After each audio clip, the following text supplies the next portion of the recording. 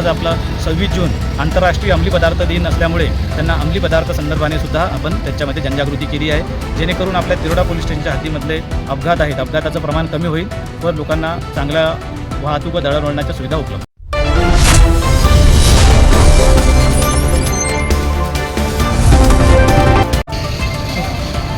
समझ में आगे ना आप लोगों के ना तो नशीले पदार्थ का सेवन करना, ना फिर एक वगैरह गांजा कुछ भी अगर हमें मिला तो सीधा हम रिपोर्ट करेंगे, ठीक है ना।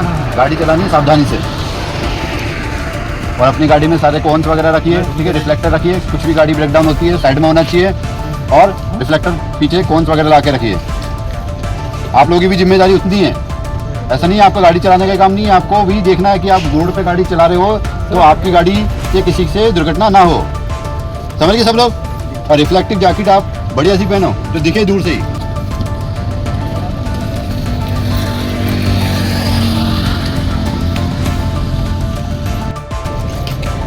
आज आपण इथं पोलीस स्टेशन तिरोडातर्फे अदानी गेट क्रमांक 3 मध्ये अदानी येथे चालणारे ॲश तसेच स्कूलचे जे चालक आणि क्लीनर आहेत त्यांची आज आपण इथं कार्यशाळा घेतली आणि त्यांना आपण वाहतूक नियमनाबाबत व रस्ते सुरक्षाबाबत त्यांना आपण आज मार्गदर्शन केलेलं आहे। त्याच्यामध्ये आपण त्यांना सांगितलेलं आहे की रस्त्यावर वाहन थांबवताना रस्त्याच्या बाजूला घ्यायचे, सर्व्हिस रोडवर वाहन थांबवायचे। जर तुम्हाला काही महत्त्वाचे काही गोष्टीची खरेदी करायची असेल मार्केटमधून तेव्हा गाडी जी आपला ट्रक आहे हा सर्व्हिस रोडवरच लागला पाहिजे।